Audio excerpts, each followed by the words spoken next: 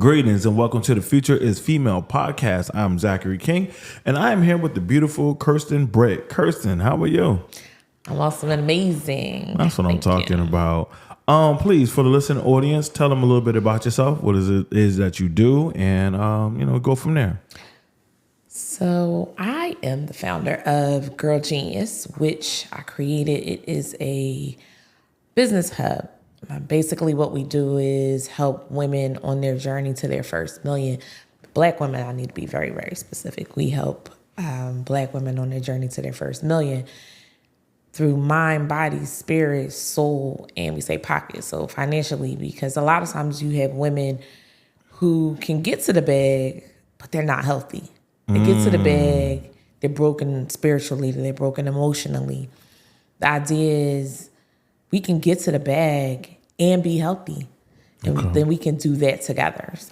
So when you mean healthy, you're not just limited to just physical health. You're talking about your mental, spiritual, physical, spiritual, all the loopholes. All the loopholes. All right, got you. Yes. Please tell me, what got you to that space? What made you, want to get to a point in which you said, I wanted to help other Black women reach financial success? So this started out right before COVID. COVID started in March 2020. I went to a conference in January, a marketing conference, and everybody was receiving all these awards. And I'm looking at the stage and they're showcasing all of these millionaires, people who've made $1 million in that product. And I was like, wow, this is dope. They said, nobody looks like me. So everybody was white. There might have been a Puerto Rican in there or a Hispanic person, because I don't know if they're Puerto Rican. So let me take that back. But there was maybe, I think, one Black man and maybe 2 women. Wow. And that day, I decided I was going to create a platform in a space where I would have my own conference, my own stage, with 100 Black women on there that were millionaires. Wow, that's amazing. I'm big on the mindset of believing that your misery becomes your ministry. Okay, so because I feel like far too often, too many of us, when we get into a position where things are not as hard as it maybe once was, we roll the drawbridge up. So I commend you for reaching out and helping other women achieve financial success. Definitely. What has some of those experiences been like, working with women and, trying to, change the mindset that goes on to, because a lot of the things that a lot of our financial decisions are based on the conditions that we're constantly being bombarded with, So how does that? Mindset is the hardest thing to change because when you're dealing with grown women. Okay. Put it lightly, right? Who have, we're older and we've created habits for years, right? So the habits with our finances usually started when we were children. We learned that from parents or whoever our adult influences were. The mindset about how we see ourselves, those are things that all have been with us for long periods of time.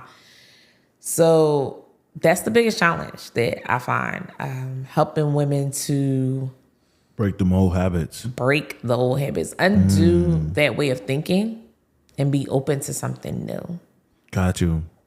What challenges have you faced as being the only Black woman in them spaces? What challenges have you ran across? So I'm gonna be honest. I think that my biggest challenge wasn't about the spaces. It was more about my mindset coming into the spaces. Okay. So you see those things and you automatically, sometimes the default is to think that it can't be you. So going back to what we were talking about as it relates to Kamala Harris and the presidency, right? You don't see it. You might want it, but it's never been done. That's true. You know what I mean? So you're like, well, maybe it's not really something I can do. No, I agree. I was one of those men that grew up and I seen the images on television and I felt like that could be me, good or bad. Okay. When I seen The gangsters in the movies, I felt like that could be me. When I seen Barack Obama, I felt like that could be me too. Matter of fact, when I seen Malcolm X, and my first time I ever was introduced into Malcolm X was on the Denzel movie, Spike Lee movie. I didn't know anything about the man beforehand.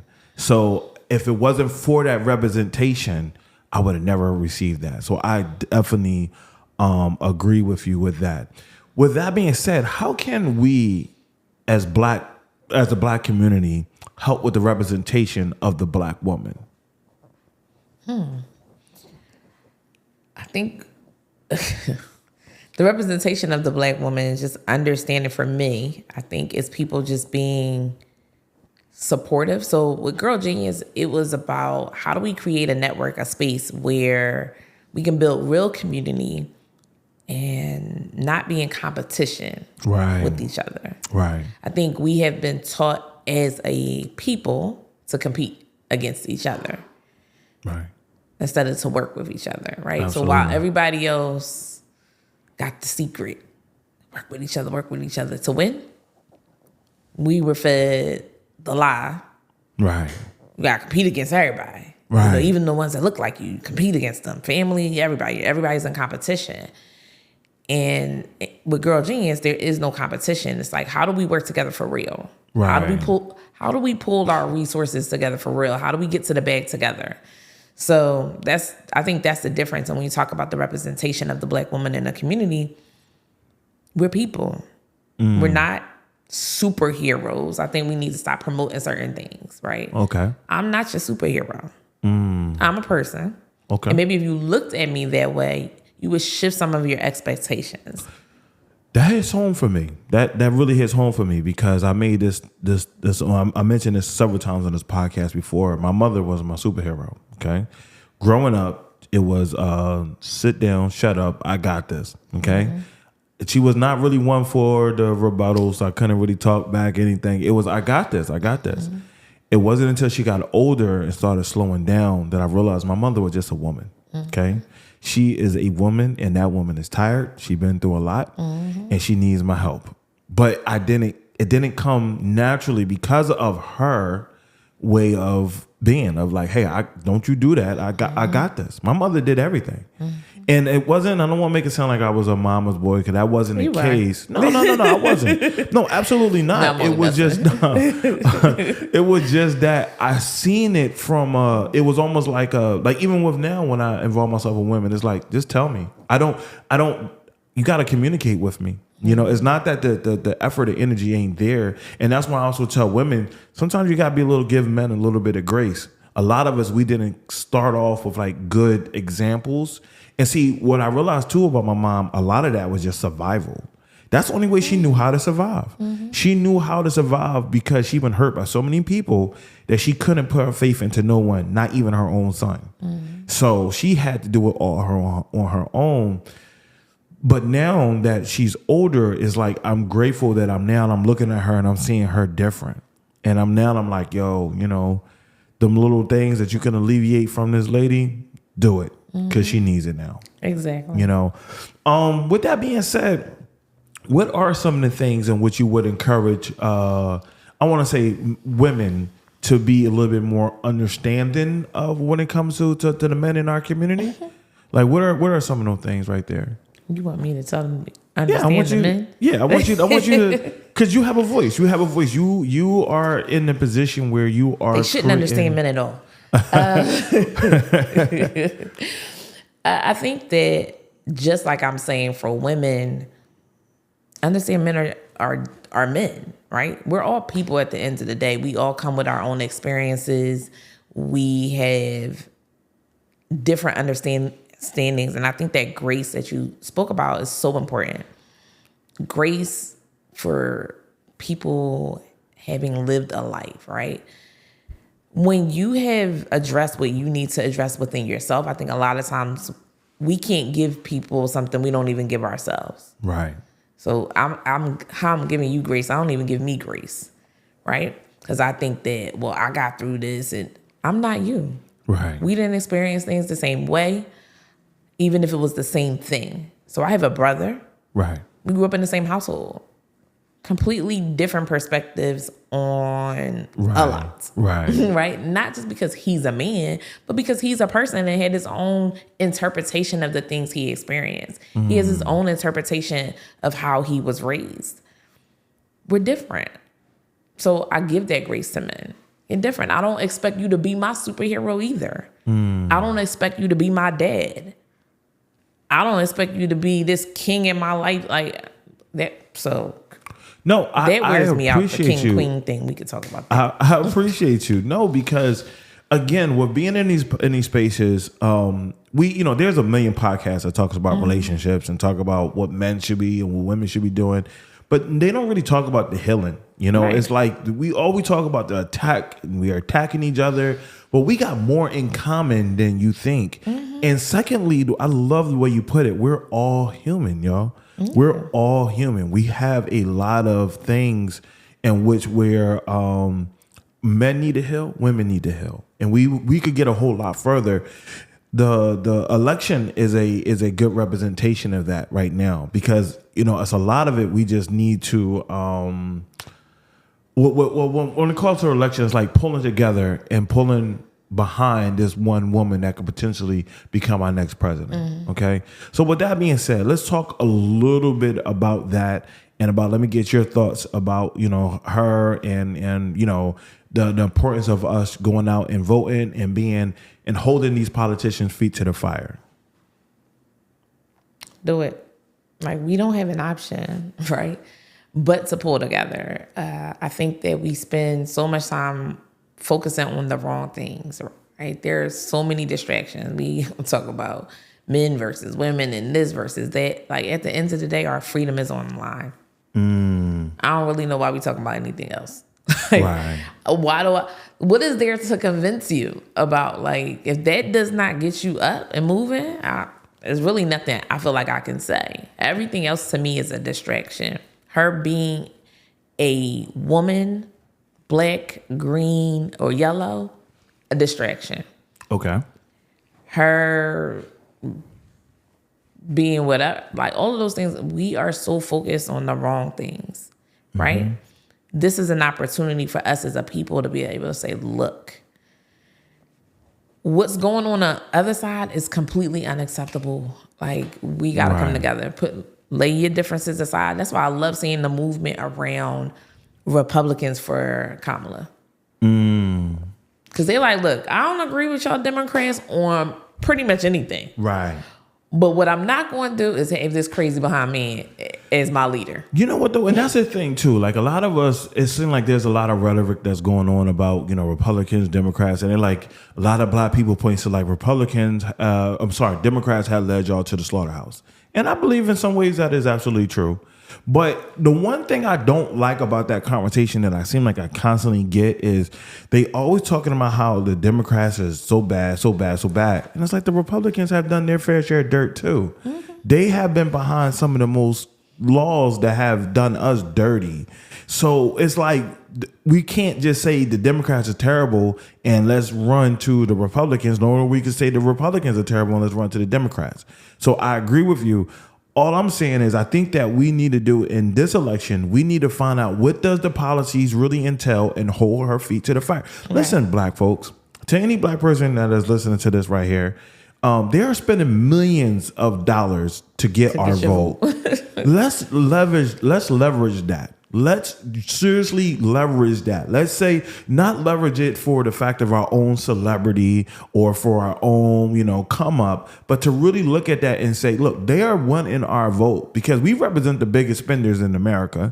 We have so much financial pulling power that they're trying to do everything they can do to get our dollar and to get our vote. So can we truly come up with some type of plan in which that which we feel like will be beneficial to our community? Because who knows our community better than us? So I want to say two things.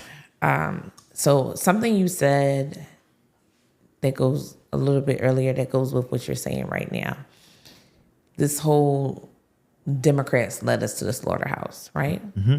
And I want to take what you're saying now as it relates to creating a plan and nobody knows us better than us. Democrats haven't failed us. Republicans haven't failed us. We failed us. Oh. And I think taking accountability is where it starts. We elect these people. This goes back to what I was saying earlier. We showed up and voted, or we didn't. Right. They're in office because we allow them to be. They work for us, but we never check on them. Your boss check on you when you don't do your job? If you consistently don't do your job, doesn't your boss fire you? You might get written up. You get a couple warnings, but you're eventually going to get fired. Right. We're willing to let you stay on the job. Right. 3 terms, 4 terms, 5 terms in. And all we talk about is all the things you didn't do. But we don't talk about it to you. We talk about it to each other. Right. We at the barbershop. We at the hair salons. There's no accountability. Right. There's no checking me. So I keep doing what I'm doing. So that's the problem. When I got a job, when I used to work for somebody else, I didn't come in. They told me, what the job was, right? There's rules around things, so that was clear. But they expected me to take what they told me and create my own thing and, do it. My boss, I'm the boss. Mm-hmm. The politician is the employee. I tell them what this job is supposed to look like. I tell them what I expect. Mm-hmm. That's what I'm supposed to do as their boss. That's not what we're doing. We're hiring people and they're telling us what they're going to do. Right. And then we're like, okay, that's great. Right. And I'm never checking in with you again. Right. We're right. We putting people in position who don't come from where we come from, who barely look like us, right? And we expect for them to understand our needs right now. Right. That is. We're looking for saviors and we're looking for fixers, but we're not willing to have the real conversations and have the accountability. Okay, you're not doing it. I challenge my council person all the time. Right. Right. They know me. The politicians, they know me because I'm going to say, if this isn't right, this isn't working. But I'm also going to tell you when you're doing a good job. Right. Right? Right. But if you're not doing what you're supposed to, best and believe I'm going to make some noise. No, I believe you. And I totally, I respect that perspective. And I actually want to incorporate that a little bit more into my own walk. Because I am too guilty of going to the barbershops and beauty salons, fussing about what they're not doing and not actually getting out there and actually making my voice heard. Right. Like we mentioned earlier, this was my first time voting. I voted for Sherelle Parker. Mm-hmm. And I work as a photographer. And so because I work as a photographer, I was lucky enough to do a couple of rallies of her. And I was like, she's the real deal. Mm-hmm. I was like, I really like her. She was really consistent. And she reminds me of someone that I can hold feet to the fire and that won't necessarily hide behind titles and everything else. Like, she's very approachable. So, and again, for those Philadelphians who may not agree or make your voice heard, talk to these politicians, talk to these congressmen, congresswomen, these the people on the local level. And we need to talk about that as well, because a lot of times people only want to come out for the presidential election, but they completely miss out on the local elections. Let's talk about like electing judges and so forth and so on, the importance of that. So electing judges, that's it. Like, that is probably one of the most important elections ever, because they are the enforcers of the law. So if you are getting fines or getting locked up, it's a judge that is doing that. Like, those are the kind of things. We talked about child support. Like, that, people forget that those are elected positions. Some of those positions, look at the Supreme Court, until they die. Right. Ain't that something? So, and they're appointed by a president. So if they're appointed by somebody you don't like, who doesn't share your policies, now this person gets in place, which is where we are currently. Facts. And now you have multiple judges that can be here for decades. Decades. And then when you finally get a president that you like, there's a war between them and the president. Absolutely. Because they're on the opposite side. Like, judges have way more power than we give them credit for. And we just allow these elections of judges just to go by like, it's not an important election. Are you kidding me? Right. It's more important than the mayor. No, for sure. It is definitely more important than the mayor. And since we're talking about the importance of judges and local elections and so forth and so on, I would encourage anyone out there also not only just to vote, but to also get on these jury polls.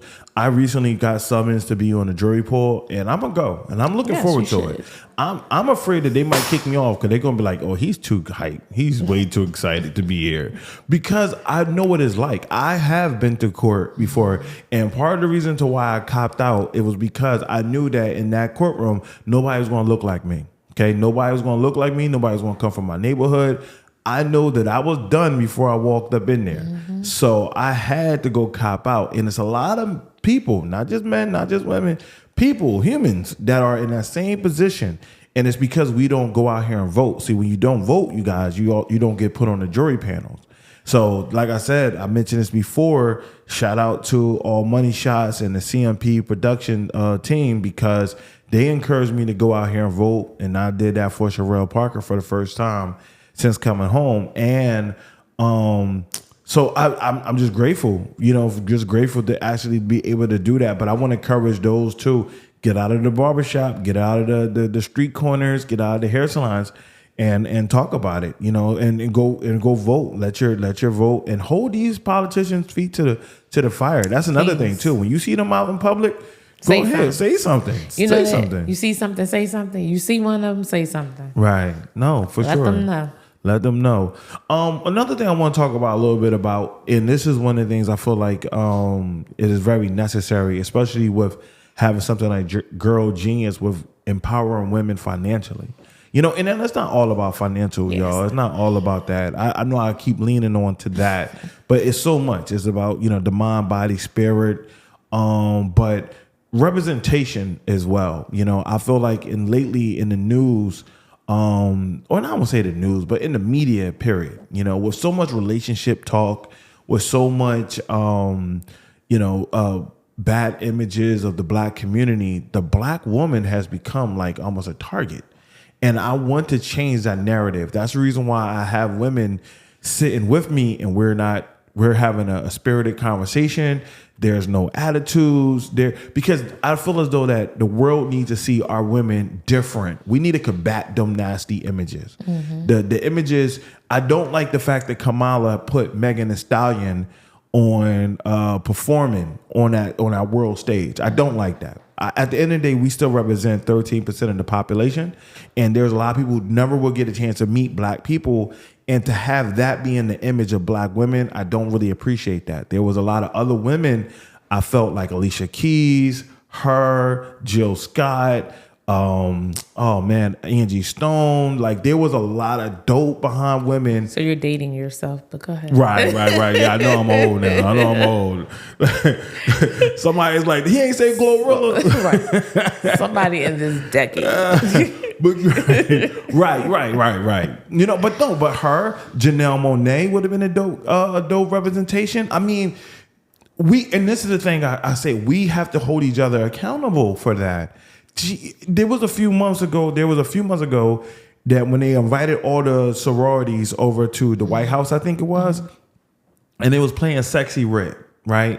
And I was in my feelings because of that. Because I'm like, hold up.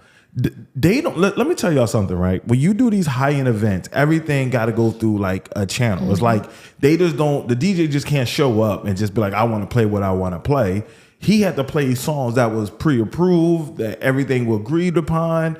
They don't do that. So it was kind of like, how did this happen? You got all these sisters, these educated women, and you giving them the platform or the stage to, I couldn't appreciate that about. So that was my first time really I didn't know her well enough to have anything else to go by, but when she did that, I really couldn't appreciate that of Kamala Harris. But again, I'm being long-winded because I want to hear your thoughts on representation and how can we, especially as black men, help the black woman or change the narrative. That's the word I want to go for. Change the narrative of black women. I'm not your superhero.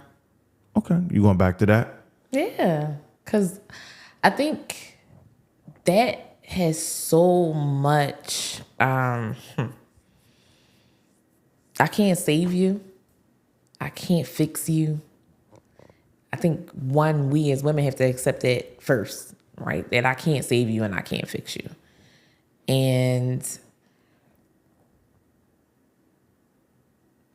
But I need the men to understand that too. So though I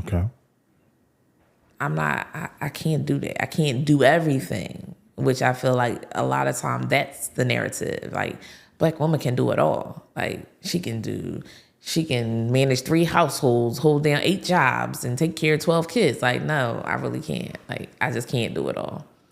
You look like you're trying to say something. Go ahead. I am. I got a little bit of pushback because I think it was the Black woman who said, I can. I think Black women are the ones who says, I can do it all. Yeah. And I think that is not until they get in that position and it become overwhelming, and then they'll say, you know what, I need help. Yeah, I'm going to push back too. So I think we were forced to do it all. And then there were no other options. So when you take the man out the home, there is no other option. I got to get it done. So if you think back from slavery, the man is always being removed. Absolutely. So now I'm forced to get it done. So I have to get it done. And I have to instill in my children, and I have to instill in my daughter that you have to. That's not an option. Not doing it is not an option. You got to. And so now you think that this is the only thing I can do. No, but you really can't do it all. Your mom was breaking her back to do it all. Right. And the reality is she didn't do it all. Right. Now, we're going to talk about my mama. You're going to talk about my mama. No, I wasn't even talking about your mama. I was just talking in general. No. But if we're going to use my mom as an example, which I'm fine with, there was opportunities in which she could have alleviated some of that responsibility, and she chose not to. There were times in which a lot of the responsibility that was put on her shoulders was because of some poor decisions that she made early on. So if I'm going to be honest, I mean, I couldn't have seen that then. I couldn't have seen that 10 years ago, 15, 20 years ago. But as a 44-year-old man with a daughter, I'm looking at my own mom and now I'm saying, some of the decisions some of the things that you're going through right now is just a result of some of the poor decisions that you have made. Now, my father died, okay? Mm-hmm. My father died when I was 8 years old, when I was turning 9, okay? Mm-hmm. He died on February the 14th. He died on the 20th, which was actually my birthday, okay?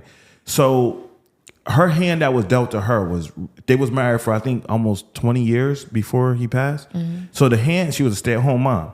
The hand that was dealt to her was a little bit more different than some of the decisions that I see are being made now, okay?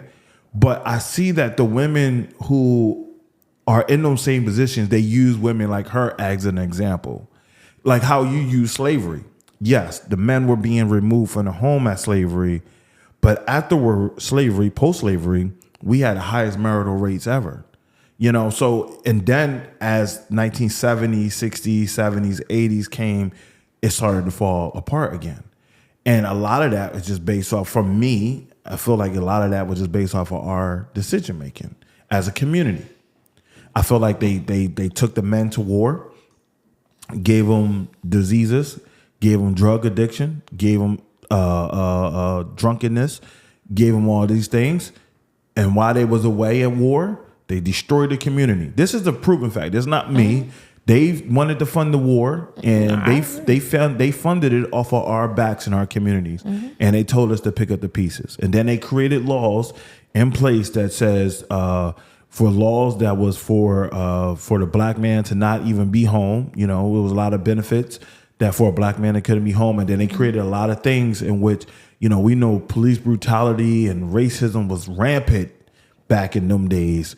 So it's a collective issue with black, but I do appreciate your willingness to have hard conversations, because I feel like that's what we missing in our community. I'm gonna push back a little bit though on something you said. So yes, going back to the example of your mom. So mm-hmm. yes, it was based around some decisions she made. Some things happened as a result of decisions she made, but it doesn't start there.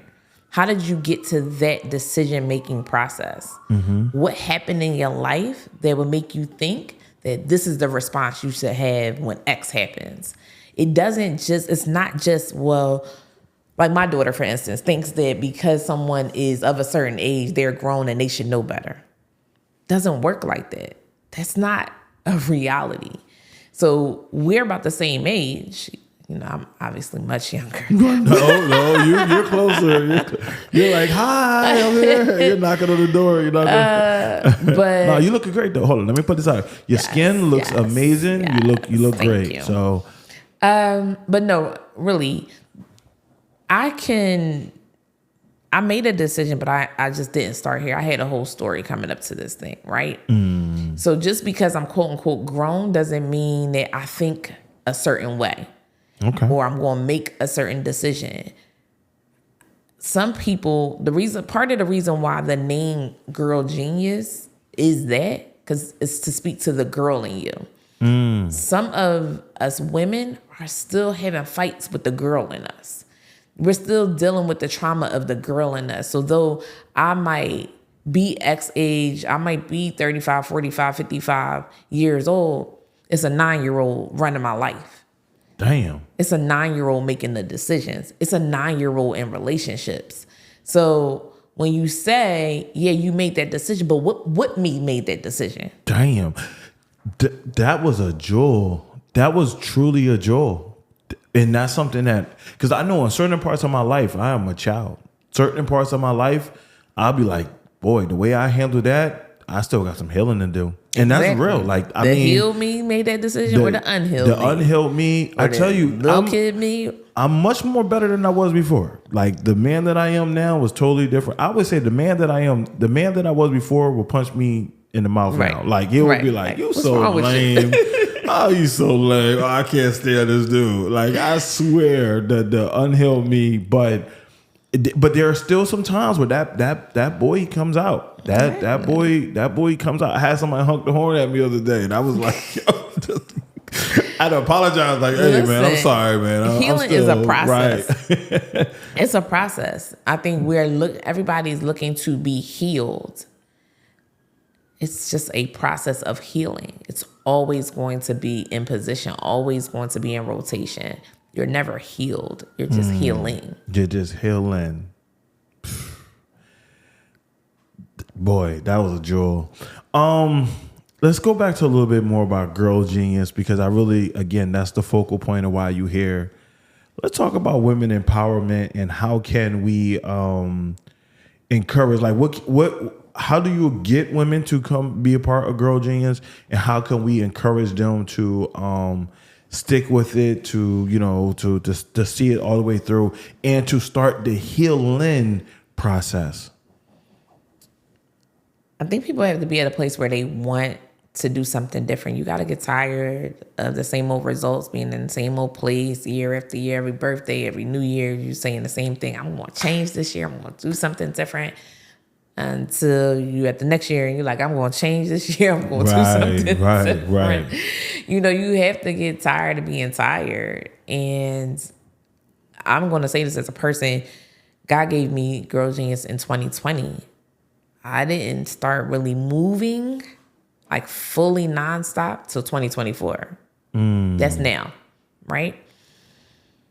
It took the losing of my daughter to shift my perspective. And even when I thought I shifted, I'm like, okay, I got to get Girl Genius started because I know that's what she would have wanted.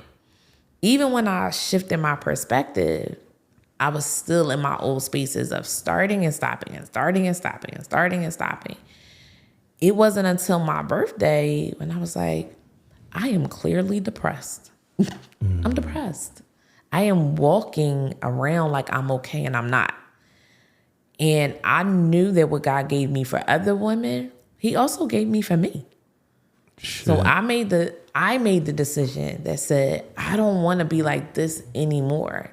So what you gave me for everybody else, I recognize was also for me. So this 90-day journey that I'm going to take it for me.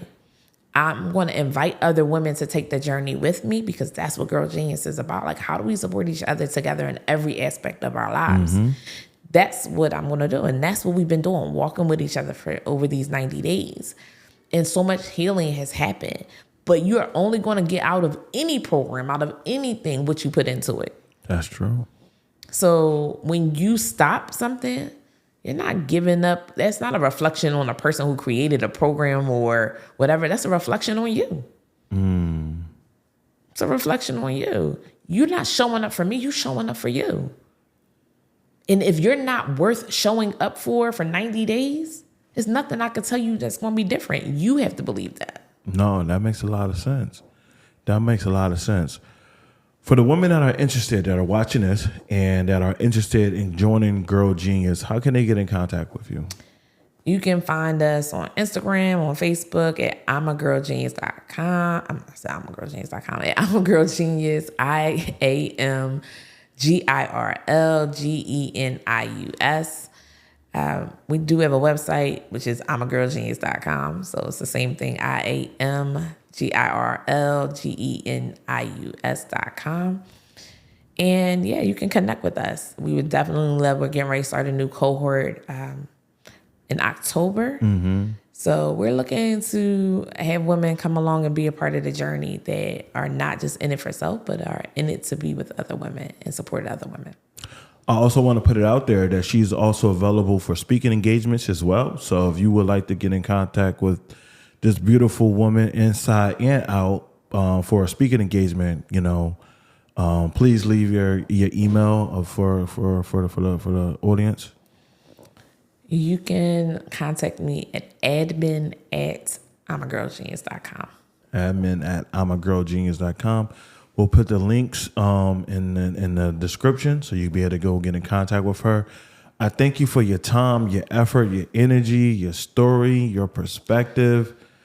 Man, I fully feel great, listening. I'm hoping, that for those who are, the listener audience, that they feel the same way that I feel. With that being said, is there anything, closing remarks? Is there anything you would like to share? Be a girl genius. Be a girl genius. Be a girl genius. Own who you are and walk in that. With that being said, I'm Zachary King, and this is the Future is Female podcast. I'm out.